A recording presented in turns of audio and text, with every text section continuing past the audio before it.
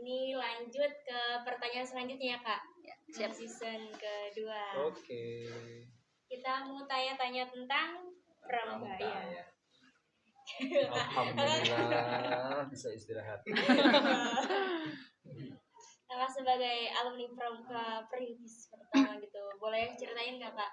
Gimana awalnya kakak pramuka itu? Gimana misalnya kegiatan apa aja, kendala-kendalanya? Mulai dari aku dulu ya. Kami di SMA 2 itu ya. Sekarang SMA 2 ya. Iya. Udah SMA 2 jadi kami ya. Udah ke sana ya. Kami memang baru mengenal disitulah di SMA 2 tersebut. Di SMP belum ada. Ketika di SMA kami baru memulai pramuka itu. Jadi mulai memang perintis dan mulai dari nol. Alhamdulillah sebagai pembina kami, pelopor kami di SMA 2 tersebut, bahkan di Desa Rias ini memang belum ada kayaknya pramuka itu. Pertama kali. Bahkan setelah kami kelas 2 apa kelas 3 ya, makanya kami diperbantukan disebar ke SD yang ada di Rias dulu. Yang ada di Desa Rias. Ya bantu-bantu aja. Gitu. Yang katanya sekarang masih dilanjutkan. Ya, masih. Itulah. Pokoknya luar biasa, seru. Kalau Kak Suwarni gimana, Kak? Apanya, pengalamannya apa, ceritanya atau gimana ini? Cerita pengalaman semuanya lah. Kalau ceritanya tuh banyak ya. Kita sebagai perintis pramuka Smada ya, itu sangat bersyukur sekali kami dilahirkan waktu itu sebagai perintis pramuka Smada. Ceritanya banyak. Di situ kita selain kreatif ya, setiap kegiatan walaupun kita tidak punya maksudnya walaupun kakak pembinanya itu tidak hadir, mungkin ada kegiatan di luar atau apa itu, kami kreatif, kami tidak pulang terus kami langsung kegiatannya berhenti di situ aja, tidak. Kita ini selalu ada rasa ingin tahu, maksudnya kita kunjungi lokasi-lokasi ya gitu. Contohnya mungkin di mana sih yang belum kita ketahui gitu. Karena pramuka itu kan karena pramuka itu kan anak-anaknya kreatif ya, rasa ingin tahunya itu kan besar gitu kan. Mungkin untuk minggu ini kita kesana yuk ke Bendungan gitu. Untuk minggu depan kita kesana gitu.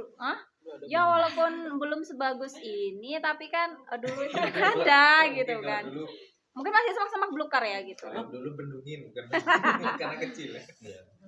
Ya, di situlah kita banyak cerita, di situ kita banyak kegiatan lah gitu, walaupun tanpa dikomandoi. Waktu itu kita punya ini maksudnya rembukan gitu, misalnya dengan kawan-kawan, kita harus seperti ini gitu, kita harus punya kegiatan ini gitu. Jadi kita tidak monoton satu terus menunggu gitu, karena kan waktu itu juga mungkin fasilitas kita gitu kan, untuk maksudnya lebih baik itu kan. Kalau kita harus menunggu itu kan kayaknya nggak mungkin gitu kan. Jadi harus dari kita sendiri gitu kan. Bagaimana caranya seperti itu kan. Jadi dengan apa adanya di situ, media atau apapun. Jadi kita selingin, mungkin selain kita hacking, mungkin kita latihan di ruangan seperti itu. Latihan di ruangan kan nggak harus ini juga. Maksudnya ya mungkin kita hafalan dasa dharma, atau mungkin kita menggali tentang apa sih pramuka itu gitu kan, karena sebelumnya kita kan belum tahu sama sekali, nol banget gitu kan, pramuka itu apa gitu kan. Nah dari situlah kita tahu pramuka itu ternyata indah, bagus gitu kan, sekali kita terjun gitu, banyak pengalaman gitu ya. Karena pernah ada pahlawan sendok. Mana-mana bawa sendok. Ya, itu Pangeran Sendok ya, Pangeran Sendok. Itu Sukron ya, Kak Sukron. Mungkin kalau dia lihat mungkin dicolek tuh Kak Sukron, sendoknya disimpan. Walaupun saya enggak pramuka, tapi saya suka mendengar. Karena jagain sepatunya tadi. Ya banyak sih kegiatan kita gitu ya, dari Limus kita ada juga, dari jalan kaki dari sekolah ke Limus ya, ke lapangan Limus. Pas di Limus ingat tuh lagi pada rebutan jalan mie. Kaki ya. Rebutan mie kan satu piring. Kalau satu baskom makan mie itu kita acara di Gusung. Gusung. Di Gusung itu. Kalau di Limus itu kita jalan kaki, malam-malam bawa bata 3 ya, tanpa makan, maksudnya bekal makanan yang dibatasi gitu kan. Ya mungkin itu tujuannya bukan ini sih, bukan apa-apa gitu ya. Tapi tujuannya mungkin biar kita tuh tahu rasanya gimana sih, apa ya, menikmati rasa syukur itulah dengan apa adanya gitu. Biasa susah, biar ketika susah Gak tidak kaget. terasa susah kayak Ya, gitu. seperti itu. Jadi tetap jadi orang Susah. susah, tapi tidak merasa Susah. Nah, gitu ya. Jadi timbullah rasa syukur. Ya, kalau tadi kalau kita flashback ke belakang tuh ya ceritanya banyak sekali di situlah. Maksudnya suka dukanya di pramuka itu banyak sekali. eh di kegiatan-kegiatan apapun dengan dana dan dengan media apa adanya, tetapi kita masih tetap berjalan gitu pramukanya. Dan kita menjalaninya itu nggak berat loh. Kita menjalaninya tuh happy, enjoy gitu, nggak pernah ada rasa ngeluh atau apa tuh, kita tidak pernah ada rasa seperti itu. Jadi walaupun setiap minggu itu kita tuh sebenarnya di rumah ada kegiatan kali ya, cuman kita lebih ke pramuka gitu loh, lebih kegiatan karena di situ kita tuh ngerasa dapat pengalaman ya, pengalaman yang baru, terus kita dapat ilmu juga gitu kan, dapat teman gitu, kita saling tukar pikiran itu. Jadi pokoknya intinya seru. Kalau di pramuka itu pokoknya seru sekali. Iya, banyak kan latihan, bisa kita dilatih jadi pemimpin, Iya. gitu, jadi berani, tadinya malu, jadi malu-maluin. Ya jadi berani gitu kan, tampil upacara, misalnya kami bisa mimpin, jadi petugas-petugas ya enggak. Iya. Bahkan di waktu filial aja SMA pertama masih di SD 24 ada kita udah mewakili untuk seleksi paskibraka ya enggak? Udah ada seleksi paskibraka, dan itu ada 3 orang kayaknya, Mustaqim, Neni sama Agus yang terpilih itu tuh. Tapi ikut seleksi ke sana. Mungkin mereka entah berlanjut atau terpilih atau enggak sampai nah gitu kan. Pokoknya banyak banget. Kak Amri itu latihin baris berbarisnya, kepemimpinannya, kemandiriannya, banyak banget pokoknya deh. Kayaknya ikut pramuka ya, boleh coba. Apalagi sekarang nih pramuka itu udah booming banget gitu kan. Bahkan saya sendiri udah merasakan gitu ya, bahwa pramuka itu luas. Ternyata setelah lulus tuh ya 2008, alhamdulillah 2007. Tapi udah tua. Iya, 2008-nya karena kebetulannya waktu itu masih aktif di SD saya dengan Kak Sapar. Jadi si Kak Amri itu rekomen kami untuk ikut seleksi Raimuna Nasional. Alhamdulillah saya dan Kak Sapar terpilih menjadi anggota Raimuna Nasional di tahun 2008 tersebut, dan dilaksanakannya di Cibubur, Jakarta. Jadi naik apa ke sana Kak? Naik pesawat dong. Naik pesawat, pulangnya baru naik kapal karena udah habis kali ya dananya. Wah, seru pokoknya mah. Kalau cerita tentang Raimuna Nasional, kebetulan tahun ini dari Pramuka SMA 2 ada juga yang mewakili 2 orang ya. Dan kebetulan hari ini mereka sudah mulai TC Training Center. Ada Kak Rahma dengan Kak Dewi. Beliau salah satu yang lolos seleksi mengikuti Raimuna Nasional tahun ini dari SMA 2-nya. Nah, Pasti seru itu. Ya, jadi mengenai pramuka nih, dulu dengan sekarang kayaknya sistem Kak Amri ngedidiknya beda Kak ya? Ada nggak? Kalau mungkin Kakak melihat cara didikannya, ada nggak perbedaan waktu zamannya Kakak dengan zamannya yang sekarang? Mungkin kalau dulu sistem fisiknya lebih diutamakan atau gimana kalau dulu? Kalau dulu cara mendidiknya sih kayaknya santai aja ya, kayaknya santai lah ya gitu. Tetapi santainya Kak Amri itu ini ya, ngabisin rokok. Tapi nggak apa-apa nih, kita langsung roasting aja gimana. Itu walaupun maksudnya santainya tapi tegas ya. Iya, santainya tegas Nggak gitu. ada. Udah pulang juga. Kami juga udah pulang juga. Tapi Kita lagi live, roasting aja lagi mungkin. live. Kan yang penting nggak ada di sini. Iya. Tapi Iya, pantau nih. maksudnya gini loh, kakak itu nggak galak banget, cuman dia itu penuh dengan teka-teki gitu loh ngajarnya tuh. Pokoknya tidak apa ya, kamu harus ini, tujuannya ini, nggak ketebak pokoknya deh. Pokoknya Kita harus apa peka yang ya. itu pokoknya nggak ketebak. Kita Luar harus bisa biasa membaca pokoknya, pikiran beliau. Jadi dia gitu. tuh nyantai orangnya, tapi memang ada fungsi dan tujuan tertentu dari apa yang beliau didikan ke kami. Contohnya tadi Kak Suhardi bilang ya, kami tuh disuruh bawa bata 3 di dalam tas, ya. Ngapain sih Kak berat-berat bawain ini dari sini sampai ke Gusung? Kami kan gitu protes, kakak diem aja. Nah udah kami sampai, baru deh kakak itu tuh bertujuan untuk nih punggung supaya tegak. Kalau pas baris katanya jadi nggak pada bungkuk. Siapa tahu nanti ada yang mau jadi polisi atau apa, jadi punggung kalian tuh tidak bungkuk-bungkuk gitu. Baru setelah selesai baru beliau tuh jelaskan maksud dan alasannya tujuannya. apa gitu. Iya gitu pokoknya. Unik lah Kak Hebat Amri sih itu. kakak. Unik, susah ditebak. Iya. Sampai sekarang juga masih unik beliau. Iya. Benar sih pokoknya. Dan awet muda beliau. Padahal udah 18 tahun kami. Karena Lama mungkin lah. sering dipanggil kakak, jadi Awet muda. Muda terus ya. Kumpulannya ya dengan anak-anak muda ya. Mudah-mudahan beliau sehat selalu lah. Amin. Amin. Amin. Jadi kalau saya cuma bisa ngomong gitu, kalau naik pramuka ke situ, nanti saya doain ya gitu. Karena kebetulan malam ini pakai peci ya kayak gini lah. Karena juga tugasnya yang jaga sepatu ya. Jaga sepatu. Dan memang Jadi doa ya. Dan sekolah juga, seluruh sekolah dipaksa sama Pak Mindar. Itu tanya Pak Mindar. Nanti kalau datang lagi tanya lagi Pak, siapa yang dipaksa sekolah saat itu? Pasti jawabannya Mungkin bisa ngasih itu dengan Pak Semindarnya, siapa tahu beliau nonton. udah besar. Sebenarnya sih itu ya Kak Suharni, yang tidak pramuka itu sebenarnya ikut pramuka secara tidak langsung. Contohnya kami baru tahu ketika kami pengambilan bantara di Jibur, tahu nggak?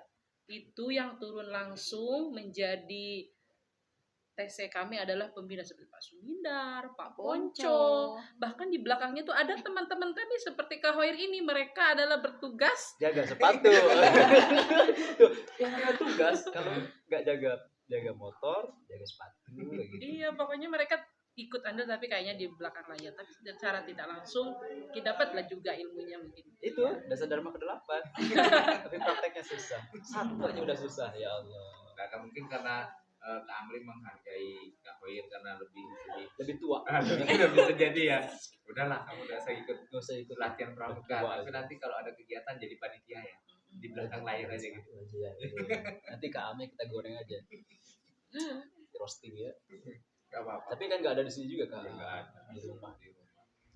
kegiatan yang berkesan gitu Kak selama ikut pramuka itu apa aja? Yang masih ingat sampai sekarang. Aduh, ini aku nggak ikut aja. Ada yang berkesan. Apalagi yang pramuka gitu. Tapi yang ini tadi nggak live ya? Yang ini tadi. Yang baru saya omong nggak live kan? Live. Waduh, live-nya nggak non-stop nih.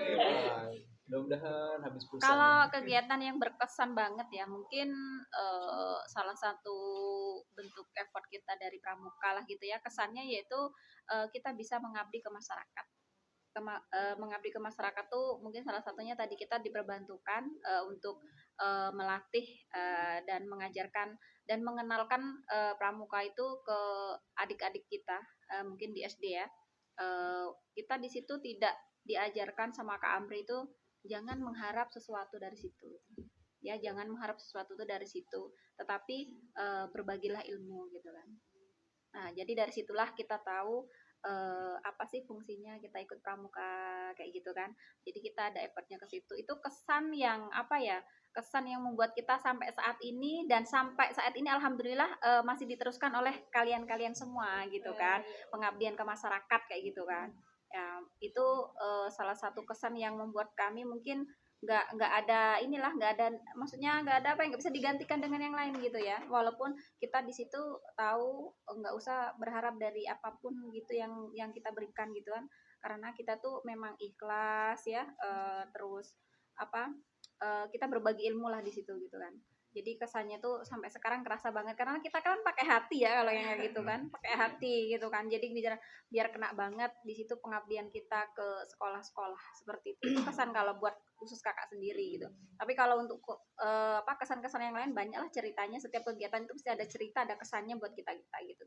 Dan sampai saat ini pun kalau kita reuni ngumpul satu kelas itu mungkin cerita Nggak itu bosan ya, nggak nggak cukup bosan. 1 hari gitu. Ceritain itu nggak Iya. bosan diulang Karena itu banyak. kawan-kawan kita ini beda-beda semua gitu, Unik-unik. unik-unik gitu kan. Jadi ada yang penakut, ada yang hobinya makan Ada gitu, over. ada yang Pelawaknya gitu, banyak. ada yang pelawak Pelawak. gitu kan. Jadi kesannya itu kan banyak, setiap kegiatan itu ada semua Campur-campur gitu. ya kesannya. Iya. Campur aduk sampai nggak jelas. Makanya kemarin kakak ada ya DM kalian itu, wah sekarang tuh anak-anak tuh kalau ada kegiatan glowingnya memang glowing skincare gitu ya. Kalau waktu dulu itu kan glowingnya memang glowing karena Cahaya matahari. cahaya matahari. Dan alhamdulillah Kak Siti tuh punya arsip loh fotonya. Kalau glowing itu aku langsung kesinggung. Jadi kalau setiap berangkat sekolah kan siang pasti glowing banget kan. Ya. Ada guru satu yang nanya, nanti saya sebutin nih guru-gurunya semua, harusnya jangan cuma 1, 2, 3 ya gurunya semua sebutin. Saat itu ada Pak Nur Hasan ya, Pak Nur Hasan ya. Iya, Pak Nur Hasan Guru biologi ada. saat ya, guru apa ya? Biologi saat itu. Sampai kok setiap hari makin glowing bahasa kitanya ya. Kalau bahasa lebih kerennya kok setiap hari makin hitam gitu. Karena dijemur, tapi bukan pramukaan, kerja bakti. Pak Paurani ya ada juga ya guru Ada Pak biologi ya. Paurani, luar Pak biasa. Ponjo, Bu Rismi. Ada Bu Rismiati, Pak bahasa Rahmadi. Indonesia. Pak Rahmadi, Pak, ingat Pak Rahmadi ketika Iya. ketika saya Sukron dihukum sama Agus gara-gara ada kegiatan malam, tidur kemalaman, berangkatnya telat gitu. Sehingga harus masuk ke buku hitam ya Pak zaman dulu tuh. Catatan ya. Harus menghadap Pak Rahmadi. Pada itu kami udah sembunyi-sembunyi itu di kantin Mbak siapa? Mbak Tina. Iya, udah sembunyi-sembunyi, dipanggil sama Pak Ponco. Akhirnya saya sama Sukron, saya terus Agus Susanto itu menghadap Pak Rahmadi. Ada ilmu nih, ada hikmah di balik itu. Kayak gini, Pak Rahmadi itu hebat keren. Setiap ada masuk ke ruang beliau pasti dicatat di buku hitam kasusnya ini dan lain sebagainya. Saat itu bijak banget. Ketika masuk kami politikin, ini baru dibongkar deh politiknya. Pak, kami semalam tidurnya kemalaman ngurusin sepanduk mau acara Maulid Nabi gitu. Padahal memang benar sih. Akhirnya dengan hormat Bapak juga diundang untuk hadir ke masjid. Jadi kami ketiduran saat itu sehingga bangunnya kesiangan. Oh kayak gitu ya. Akhirnya buku hitam itu langsung tutup lagi. Belum sempat dicoret karena kegiatan keagamaan tadi. Tutup lagi. Itulah.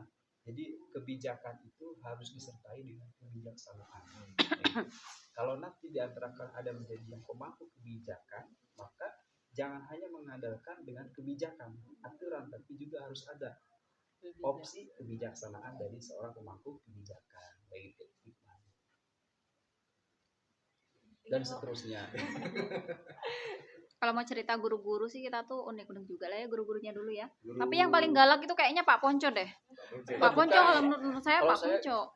Kedua Pak Norpiar. Yang tuang jubir. Paling galak itu. Pokoknya kalau kita telat Pak Ponco tuh sudah standby ya depan gedung di pelosok-pelosok di mana di pojok itu pokoknya sudah pegang sapu gitu. Tapi Pak Ponco nggak hadir nih kayaknya. Tapi kalau Pak Norpiar itu ini tutup pintu dari luar. Kita bingung ya waktu itu. Kan kita mau masuk nih, tutup pintu dari luar, maksudnya berarti kita nggak belajar, nggak bisa masuk gitu kan. Memang luar biasa beliau ini ya. Ya kebetulan kami minggu kemarin ketemu dengan Pak Noviar juga sih. Oh iya, reuni yang kegiatan itu ya. Karena beliau sekarang udah pindah ke Sungai Liat ya. Iya. Beliau juga sebenarnya ingin datang ke SMA 2 ketemu dengan ya kakak-kakaknya yang alumni pertama, kedua, ketiga. Karena beliau juga dulu sempat menjadi pembina ya. Iya, itu wali kelas juga, sempat jadi wali kelas kami. Ada Bu Eni juga. Ya, Bu Eni Yuningsi. Terus ada siapa lagi ya? Yang ada yang nggak disebut nih gurunya. Pak Nurul Huda. Pak Nurul Huda juga ada. Pak Aspandi ya, ekonomi ya. Iya, Bu Muslimah. Muslimah itu bahasa Inggris. Saya masih apa? PPKN. Pak Nurul Huda ya. Tadi ngetes aja. Kita faktor usia. Bukan. Kalau sekarang udah muda lagi. Nah, kalau Kak Siti gimana nih Kak? Apa tuh? Yang kegiatan berkesan Berkesan mengenai pramuka. hampir seluruh kegiatan sih berkesan ya. Tapi paling aku inget banget gitu ya, kumpul sama teman-teman, kemudian ya itu kami bisa nyampai di suatu titik puncak gitu ya, bisa tahu daerah orang, jadi peserta Ragunan Nasional, dan itu perjuangannya luar biasa loh. Kami dulu di TC-nya itu sama Kak Hengki, tahu Kak Hengki? Sekarang beliau jadi camat di Simpang Rimba, luar biasa pokoknya makanya itu di TC sebanyak berapa kali ya, kami tuh sampai ke Tanjung Lambu di TC-nya tuh, ke Payung, itu seleksi untuk Ragunan Nasional pokoknya. Dan alhamdulillahnya karena mungkin entah karena kami yang paling tua kali ya dengan Sapar, dan saya juga di antara adik-adik kami gitu kan, kami yang terpilih jadi ketua umpinya waktu itu. Kak Sapar juga. Dan ada itunya juga, ada sialnya juga. Di sana mereka yang lebih muda, kami disuruh nunggu tenda. Mereka nonton konser semua. Waduh, kataku, kalau kami ikut pergi, kami dimarah Kak Hengki kan, mereka pasti meriksa ke tenda-tenda. Sedangkan mereka, padahal jadwal mereka, ya mereka kakak aja lah. Kakak kan gak hobi, jadi mereka pergi semua nonton konser. Saya, Kak Sapar, nungguin tenda di dalam. Pas ada pemeriksaan, untung gak pergi semua. Kalau pergi semua, kena deh kita semua. Karena luar biasa kayak gitu. Killer, kata kami sebutnya. Masya Allah, pokoknya luar biasa. Itu sebenarnya setelah kami lulus ya. Tapi ketika kami masih di SMA 2 nggak kalah juga sih, selain pengalaman pribadi bersama adik kelas kalau itu ya. Kalau udah waktu sama seangkatan itu juga luar biasa.